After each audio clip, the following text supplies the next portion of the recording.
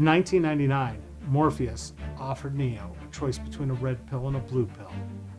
In 2018, this country fractured between red and blue.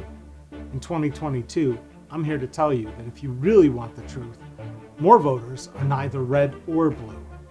Yet, they have no representation, no choice, and no options. They have to choose between candidates chosen by the red people or the blue people. I'm David Esrati, and I'm running for Congress as an American, as in red, white, and blue. I'm a veteran, an activist, and a small businessman. I'm asking you to join me in reminding the professional politicians in Congress who their bosses are. I support ranked choice voting, campaign finance reform, and a verified voter information system, all so we can stop having the best politicians money can buy. It's time to elect a veteran who will work for you, no matter what color they want to label you. Please go to electesrati.com and learn more. I'm David Esrati, and I approve this message.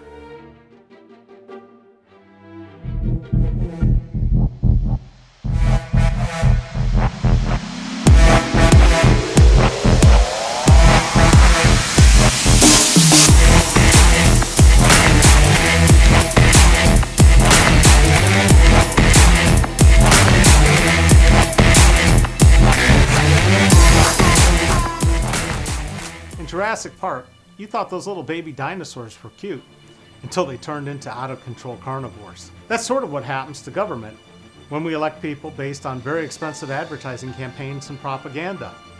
I'm David Esrati. I'm a veteran and a small businessman running for Congress. You don't want professional ad people and pollsters to sway your vote. All those hot-button issues like gun control, abortion, borders are all politicized to stop you from voting rationally. And thinking rationally seems to be in short supply these days. Most Americans have been voting against their own best self-interest for a long time because we've allowed money to buy our leaders. 1 million Americans died in the last 2 years because our leaders couldn't lead. It wasn't that hard. Mask, distance, test, and then vaccinate. In an instant, we had billions to spend on healthcare for COVID, when for years we've been told we can't provide healthcare for everyone equally in this country. That's an unintended consequence of the pandemic. If you think about it, our government can pretty much do whatever it wants, or what the people who buy our politicians tell our leaders to do. We also had a ton of money to prop up businesses. The next thing you know, it turns out that a living wage was not only possible, but necessary. As a small businessman who won't sell you out to corporate interests and lobbyists, I can tell you that it's time to fully understand the consequences of companies like Amazon, Facebook, and Google and their effect on small business, and to remind you that small business is the #1 creator of jobs in this country. So this next election, don't trust this ad or any other political ad. Do your homework and think before you vote. It's time to put this ad man in Congress because I know that the best advertising is based on the truth, not the size of the budget or payola. Or you can just vote based on who has the money to buy their way into Congress and live with the consequences. I'm David Esrati, and I approve this message.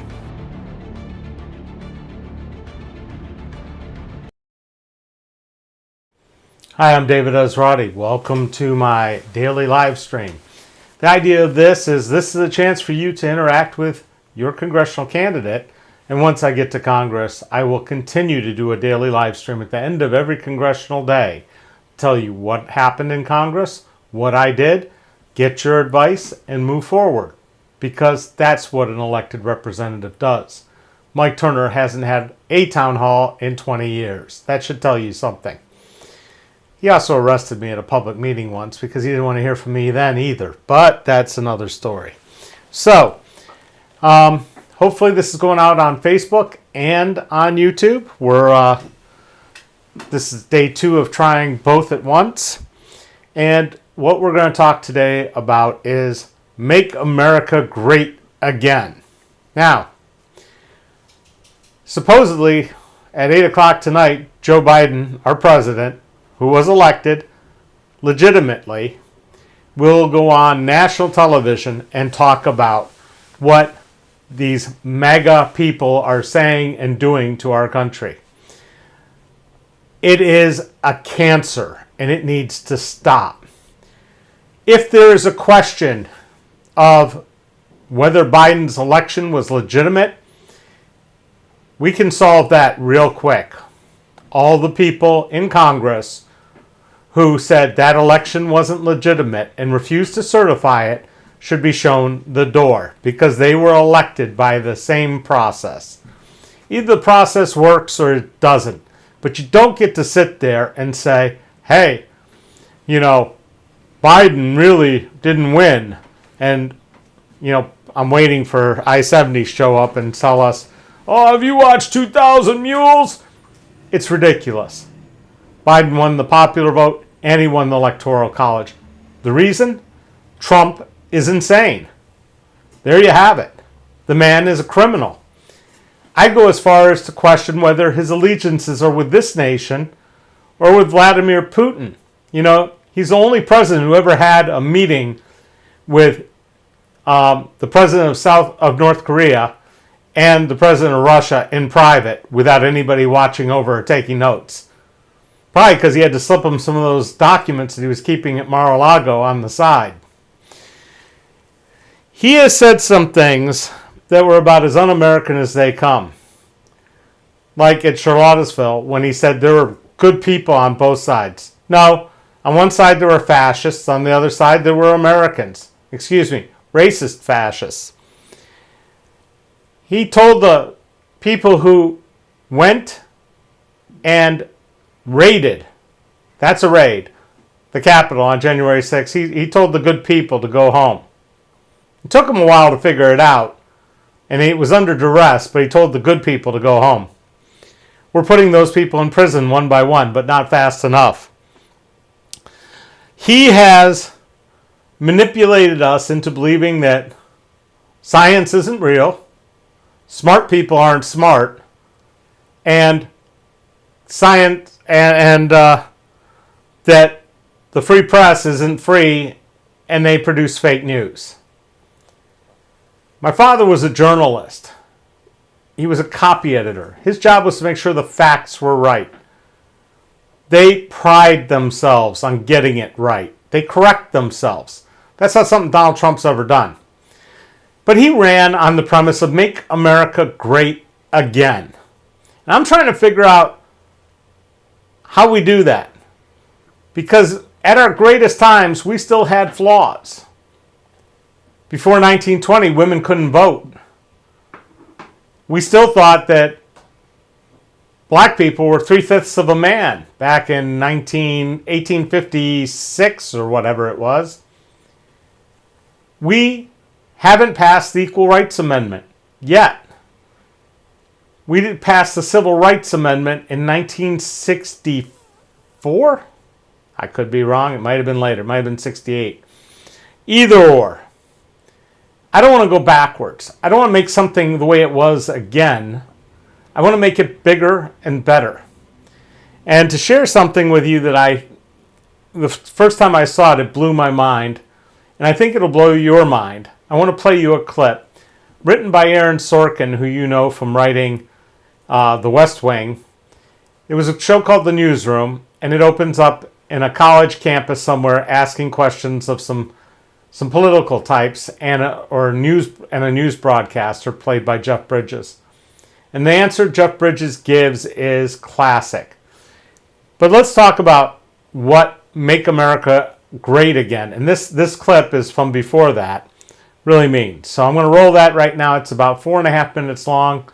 And I will get back together and talk about it right after.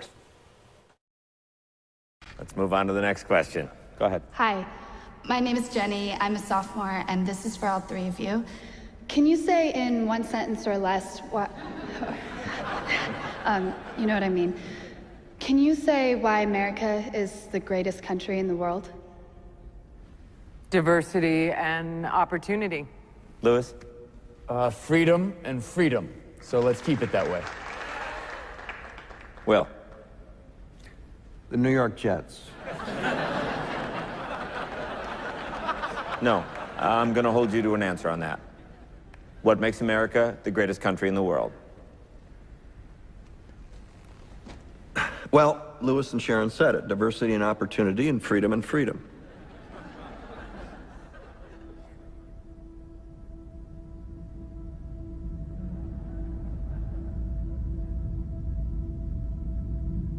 I'm not letting you go back to the airport without answering the question.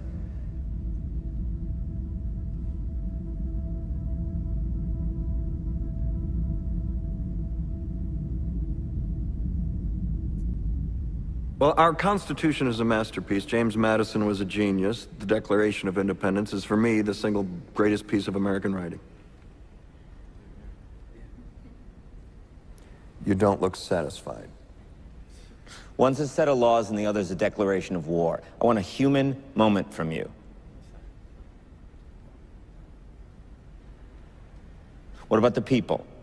Why is America Not the greatest country in the world, Professor. That's my answer.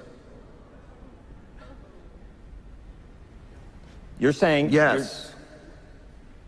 Let's talk about... Fine. Sharon, the NEA is a loser. Yeah, it accounts for a penny out of our paycheck, but he gets to hit you with it anytime he wants. It doesn't cost money. It costs votes. It costs airtime and column inches. You know why people don't like liberals? Because they lose. If liberals are so fucking smart, how come they lose so goddamn always? Hey. And with a straight face, you're going to tell students that America is so star-spangled awesome that we're the only ones in the world who have freedom? Canada has freedom. Japan has freedom. The UK, France, Italy, Germany, Spain, Australia, Belgium has freedom. So 207 sovereign states in the world, like 180 of them have freedom. All right. And yeah, you, sorority girl, just in case you accidentally wander into a voting booth one day, there's some things you should know. And one of them is, there is absolutely no evidence to support the statement that we're the greatest country in the world. We're 7th in literacy, 27th in math, 22nd in science, 49th in life expectancy, 178th in infant mortality, 3rd in median household income, number 4 in labor force, and number 4 in exports. We lead the world in only 3 categories: number of incarcerated citizens per capita, number of adults who believe angels are real, and defense spending, where we spend more than the next 26 countries combined, 25 of whom are allies. Now, none of this is the fault of a 20-year-old college student, but you nonetheless are, without a doubt, a member of the worst generation ever. So when you ask what makes us the greatest country in the world, I don't know what the fuck you're talking about. Yosemite?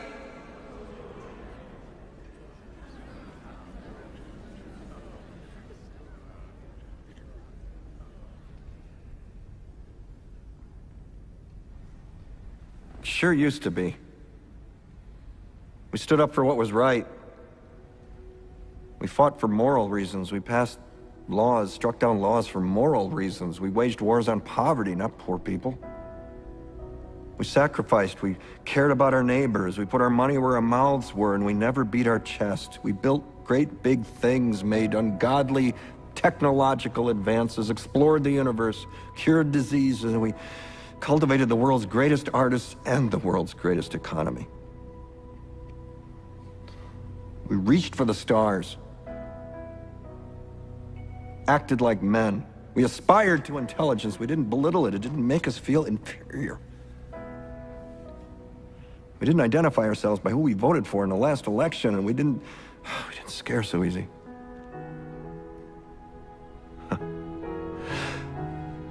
We were able to be all these things and do all these things because we were informed by great men, men who were revered. First step in solving any problem is recognizing there is one.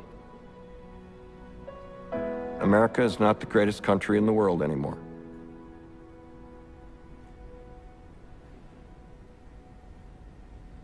Enough? Let's move on to the next question. The premise of that show, which ran, I think, 2 seasons, was that Bridges was a conservative anchor on a news program. And that wasn't really his thing, talking. He was, to the public and saying what he thought. His job was to read the news and gather the news and verify the news. And in fact, as Bill points out in the comments, that Daniels refused to, if I said Bridges, I'm sorry, but Daniels said he refused to do it until he verified them all, and it is true. I am honestly not happy with either party. I don't think either party gets what's at stake here. We're caretakers of this country. We don't own it. We're just the caretaker. And elected officials especially should take great pride and responsibility in making sure that we are the greatest country in the world. And all those facts that Bridges read off, or Daniels read off, about number of people in prison. Yeah, we still lead the world in people in prison. He talks about child poverty. We're like a third world nation. 187th, I think he said, in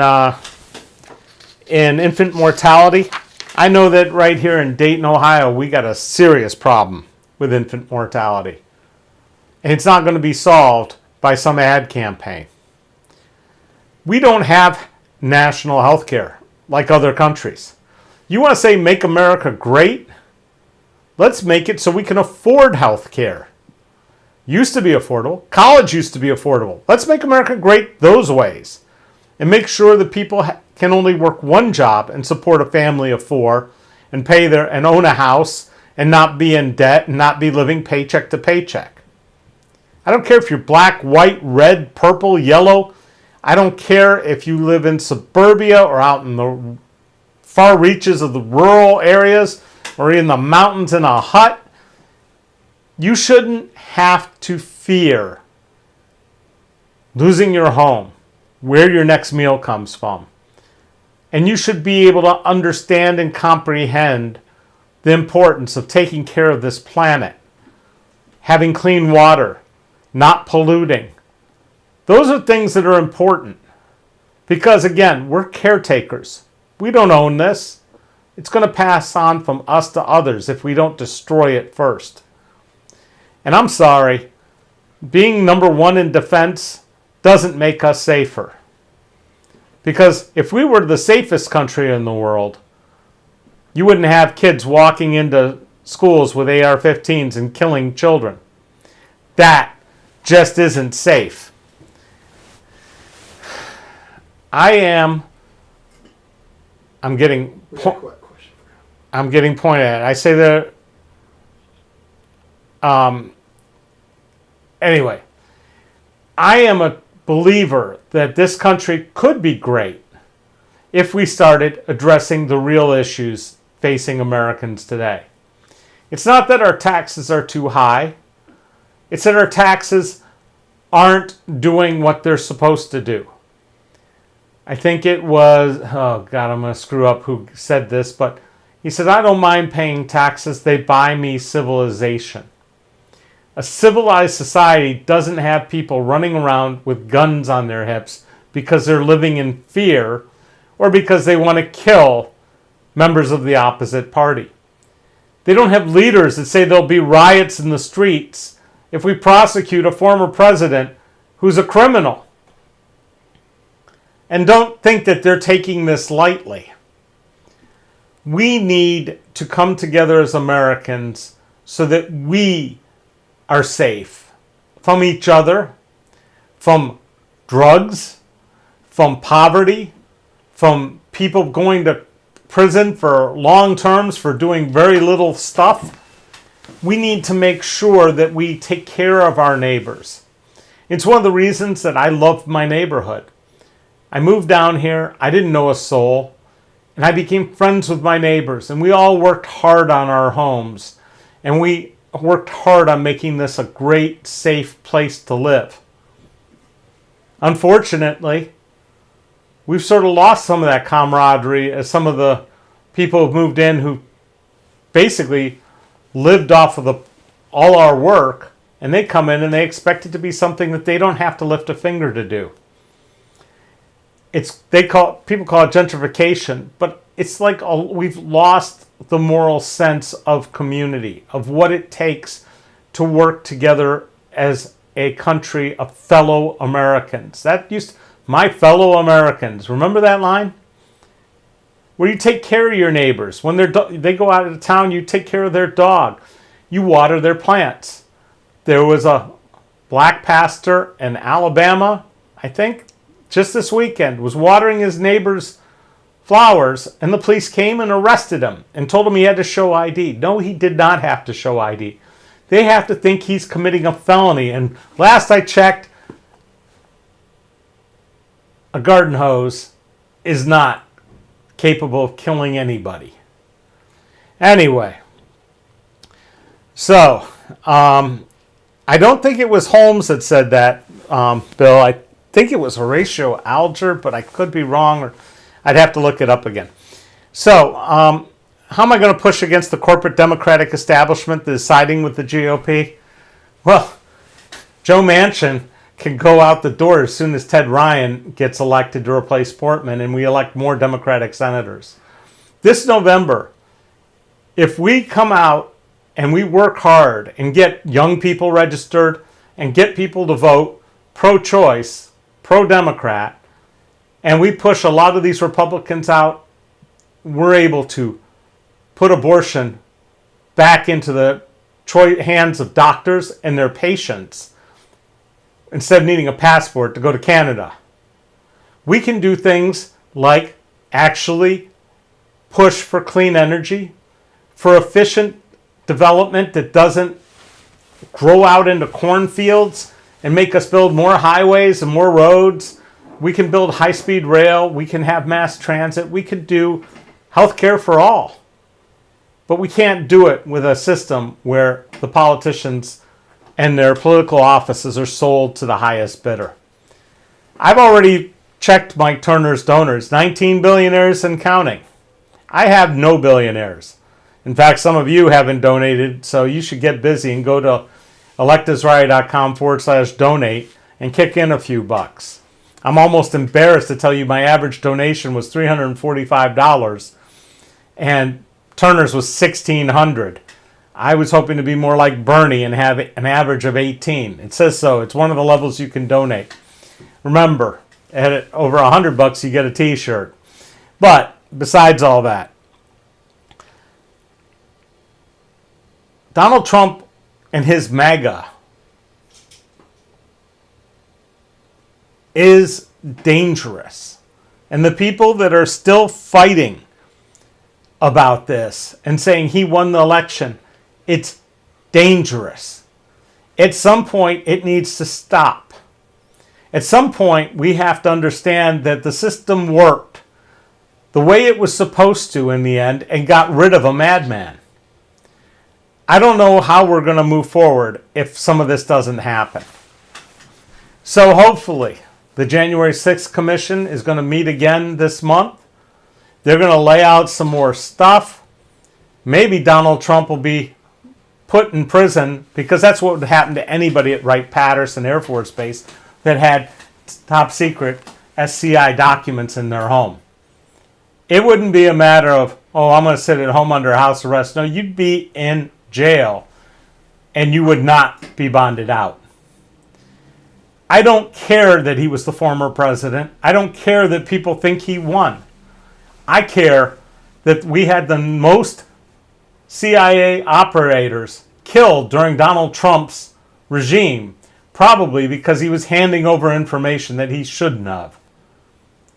At some point, we have to stop being red and blue, Democrat and Republican, and be Americans again.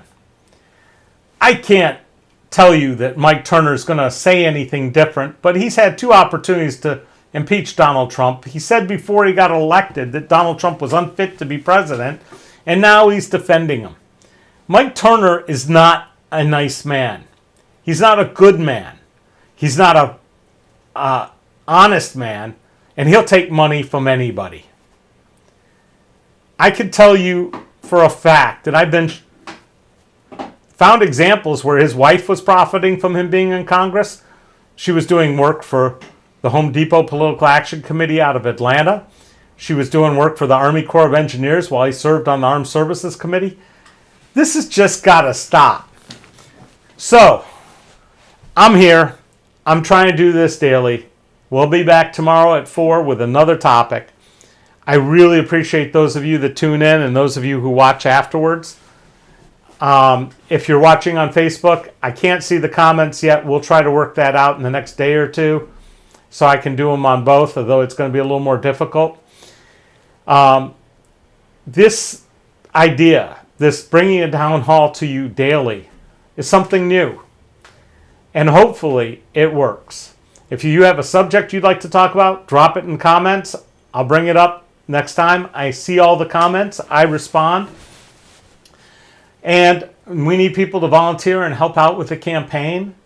We need money, which is unfortunate. And I need people to spread the word. We've been updating the website. I hope you stop by and take a look at it. And hopefully this November, you'll get a congressman that works for you and not for the base. I'm David Esrati. I'm running for Congress in Ohio 10, which is all of Montgomery County, all of Greene County, part of Clark County, in the great state of Ohio. Hoping to be your congressman come November 9th. We'll see you tomorrow at 4. Thank you.